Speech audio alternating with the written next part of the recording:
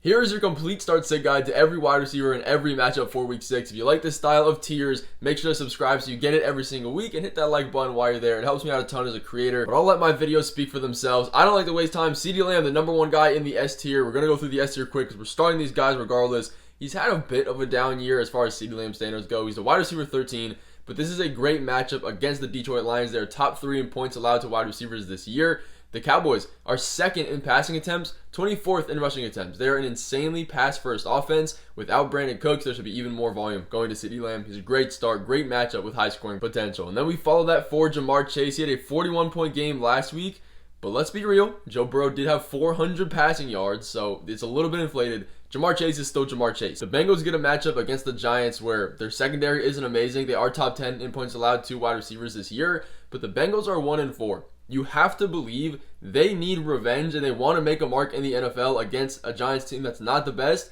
that they can still make the playoffs. And they are still a valid team. Like, even if they're winning by 10, 13, I expect them to pass the ball and make a statement game. And they don't really have a choice. The Bengals defense is allowing 28.6 points a game to opposing offenses. That's pretty bad. You're going to need to score a lot of offense if you want to keep up with that. And you cannot forget Amon-Ra, another guy that is Mr. Consistent. He's averaged 21 fantasy points over the last 3 games. The Lions are coming off a bye week as well, so there should be even more game planning and rest for the players. And they get a matchup against the Cowboys, which is still negative, but not as negative as they have been in the previous years. They allow the 10th least amount of points given to wide receivers, so it's still not necessarily positive, but it was worse before. But the last time Amon-Ra played this team, he had 6 receptions for 90 yards and a touchdown, about 20 fantasy points, so I'm really not that worried. But moving it down to the A tier, we're going to be starting with A.J. Brown. This is a guy that hasn't played since week 1, but he went through his bye week. He's had more than enough time to come back from his injury. He should be nothing but healthy and explosive, ready to play. Now, that's going to be needed because he gets a matchup against the Browns this week, which is one of the tougher ones. But it's not impossible because recently we've seen Terry go for 112 yards. We saw Malik Nabers go for 78 and 2 touchdowns. Malik Nabers for 94 yards. So he can definitely produce. And A.J. Brown isn't a guy historically that's really been underperforming in tougher matchups. A lot of the success of receivers this year comes from the Browns offense just being terrible and not being able to stay on the field and take the pressure off of the defense. And we'll look at Drake London next in this tier. He pretty much has solidified himself as a top 10 receiver for the rest of the year with this team and how they're playing. He saw 12 receptions, 154 yards, 27 fantasy points last week. That is all season highs for him. And that's all just going to keep solidifying and be more consistent as the year goes on. Now the Falcons, they get a matchup against the Panthers, who are very favorable against wide receivers. They rank 11th in points allowed. But if you adjust that without the blowouts, they are top 5. So when you play the Panthers, or at least before the Andy Dalton era, they would get blown out by 30 every game. Teams would just run the ball because there's no reason to pass, which would deflate their fantasy points allowed number to the wide receiver. So it really is worse than the numbers actually say, which is why it's important to look a little bit deeper into the statistics. So if you guys like that, make sure to subscribe to this channel. That's all what I'm about. I'll let my videos talk for myself again, but I'd love to have you in these every week. But we'll follow that up with Jayden Reed. He gets an amazing matchup against the Cardinals this week, one of the more high-scoring projected games. And if we look at his game log so far in the 3 games with Jordan Love, he's had at least 90 yards in every single one of them. Jordan Love passes a ton, and his efficiency in the pass game is really good, so Jordan Love is going to be perfectly fine. He gets usage in the receiving and the rushing game as well. Like, he's used in every part of this offense. And then I have Chris Godwin sneaking into this tier, which might seem a little bit high again, but he is a top 5 wide receiver in fantasy points so far this year. And historically, Mike Evans really underperforms against the Saints. It's just been happening. Marshawn Lattimore must be that guy, which is why Chris Godwin is moving up these rankings, because if he's going to be locked down, the ball has to go somewhere. Chris Godwin is going to take the benefit from that. And also, we look at Alontae Taylor, the Saints' primary slot corner. He's really been kind of a liability on the field this year, allowing the 5th most receptions and the 7th most receiving yards. And guess who plays in the slot? That's Chris Godwin. So, expecting a good game here from him. And if you go ahead and ask Cardi B, Stefon Diggs is next up in this list. WAP. I mean, I only know it as WAP. What does that stand for? That's Cardi B.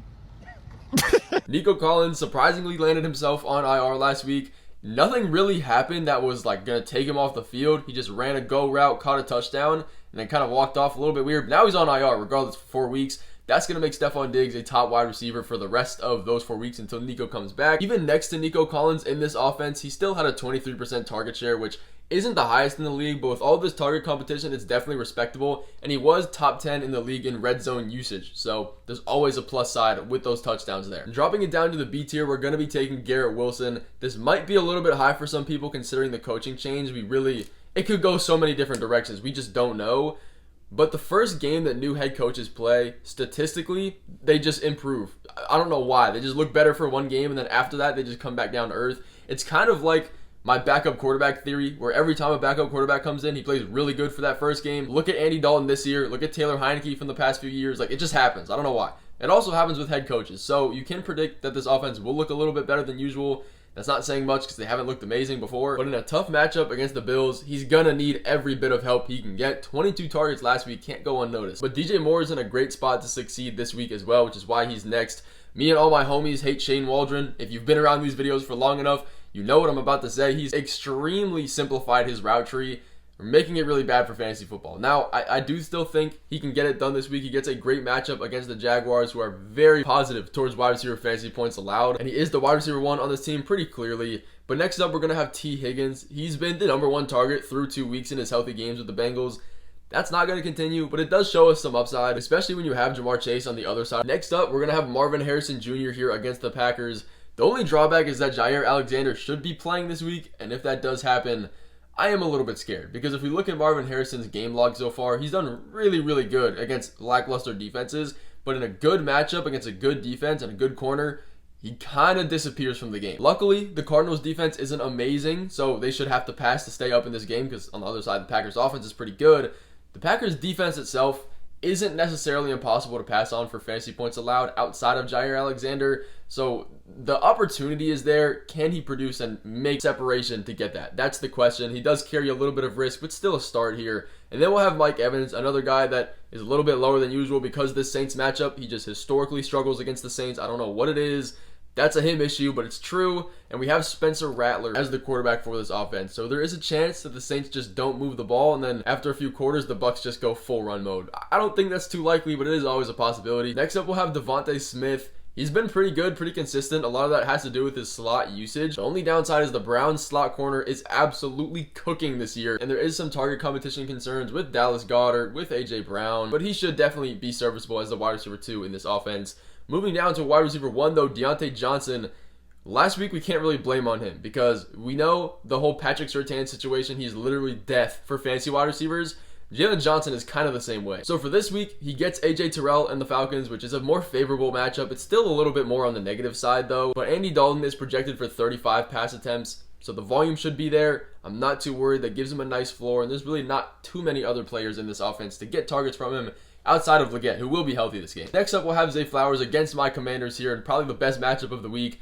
And let me just tell you, from being in DC and walking around the area, there are so many more fans than there ever was before. Like, I'm seeing it firsthand. They're just emerging out of nowhere. This was never a thing. But regardless of that, Zay Flowers gets a good matchup against the Commanders. They are 4th in points allowed to opposing wide receivers. They've been a little stronger over the past 2 weeks, but they're still very positive in every single way. This game is projected to be the highest scoring of the week as well. So there should be a lot of offense, a lot of opportunity for everybody. And that is where Zay Flowers actually produces, because the Ravens won't abandon the pass game. As long as the Commanders can keep this close, he will be absolutely fine. Then we'll have Tank Dell next, who has severely underperformed this year as the wide receiver 72 so far.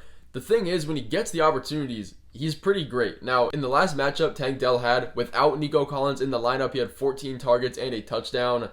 Given we didn't have Diggs at that point, but he still has the upside. And it looks like Christian Gonzalez will be facing Stephon Diggs and not Tank Dell, which would also be a positive. And the Texans already find a way to get him involved, averaging 1.5 screens or runs a game. Then we'll take Terry here, who actually has a good matchup, all things considered, against the Ravens. They're allowing the 3rd most points to opposing wide receivers. That is a plus, and that's great when you're playing with Jaden Daniels. He's been averaging 8 targets and 88 yards through the past 3 weeks. That's a 27.3 team target share and over 30% isolated over the last 3 weeks. He looks very good. If JD can keep this up against the Ravens defense that has been lackluster so far this year, he will be a fine start. Then George Pickens. I know a lot of people are worried about the snap percentage. He only played 59% of the snaps last week, allegedly just to make sure his production was as strong as it could be when he was on the field.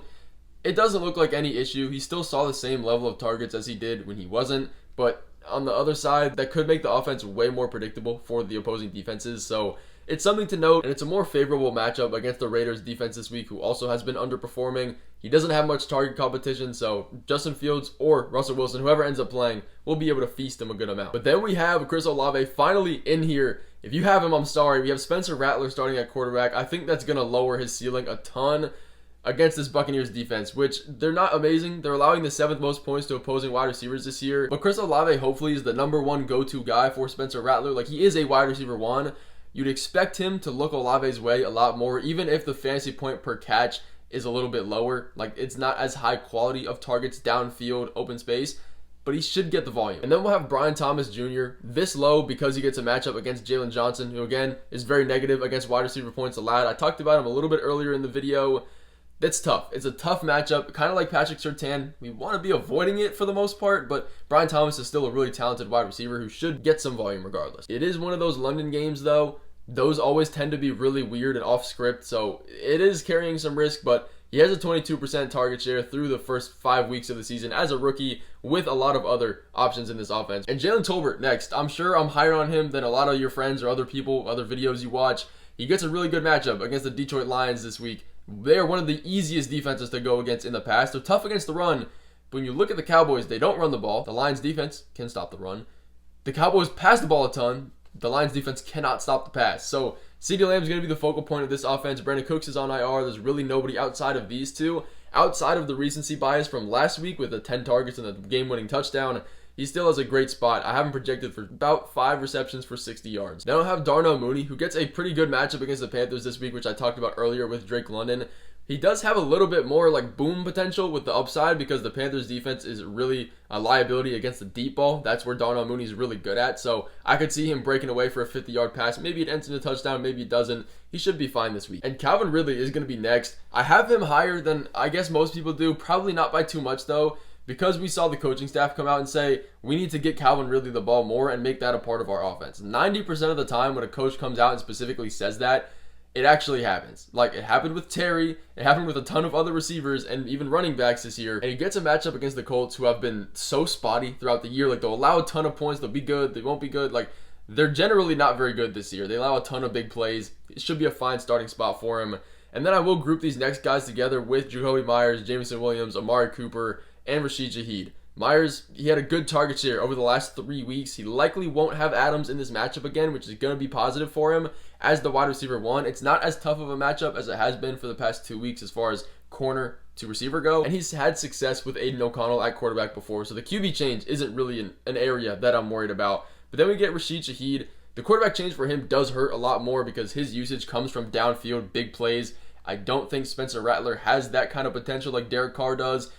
Now, you can make the argument Derek Carr hasn't really been that amazing this season outside of the first 2 games already, so how much of a downgrade can it be? I'm telling you, the downfield receivers are going to be a little bit more risky because of that, but he's been getting a good amount of usage outside of that too this year. Jameson Williams gets a matchup against the Cowboys. It's tough, but the game should be very high scoring, giving me hope for him. He might be a little bit more boom bust because of the matchup though. Amari Cooper next here. He gets a matchup against the Eagles, who have not been good to wide receivers this year, and even last year. They just allow a ton of fantasy points. But all of his issues so far this year have been Deshaun Watson. He's averaging double-digit targets a game. Deshaun just cannot throw. He is the number 1 quarterback in the league in uncatchable targets. And Amari Cooper led the NFL in air yards last week, but he only finished with 60 yards, 4 receptions. That's not good. Then I'll take Ladd McConkey this low because he does get a matchup against Patrick Surtain, the toughest matchup of the week. We technically want to be avoiding this, but it just makes me move them down the rankings because these kind of guys can still be started, but I don't know, against Patrick Surtain. The good news is that the Broncos are a little bit more positive against wide receivers out of the slot than they are on the outside. So I guess you could hold on to that hope if you want to start McConkey. But then we have Wan'Dale Robinson, who, if Malik Neighbors won't play this week, he is definitely going to jump up these rankings. But he averaged a 28% team target share. The only drawback is Mike Hilton. He's a great slot stopper. That is where Wan'Dale operates, and that's why he gets so many targets. But the Bengals defense isn't good. Then I'll group Dontavian Wicks, Romeo Doubs with Sutton, Rome, Keenan Allen, all tied up here. The Packers matchup is projected to be high scoring with the Cardinals. Their defense is not good. They allow a lot of points to fantasy receivers. Probably not going to have Christian Watson in this offense, so that ups these two even more. Sutton is a bit more of a risk. The Chargers defense is pretty good, but it's generally a good idea to go after the targets, and Sutton has been seeing a decent amount of those. So one deep ball, Sutton will be fine. And then Rome and Keenan Allen, they have a great matchup against the Jaguars, but obviously we have that issue with all the target competition. Caleb Williams is projected for 34 pass attempts. If he can be efficient with them, they will be fine. He has been one of the more inefficient quarterbacks through the first 5 weeks of the season, though. And on the other side with Kirk, we do have Evan Ingram returning this week. Usually when Evan Ingram plays, Christian Kirk takes a big downgrade because of that. it just is what it is. His target share kind of gets separated into Evan Ingram and some other guys. But then I'll give you Khalil Shakir, Josh Downs, Xavier Legette, and DeAndre Hopkins to finish out this video. If you guys have any questions about who to start and sit this week, let me know. I will be posting the running back version of this video tomorrow. Please go ahead and see me in that. But please comment any questions you have. I will be answering as many as I can.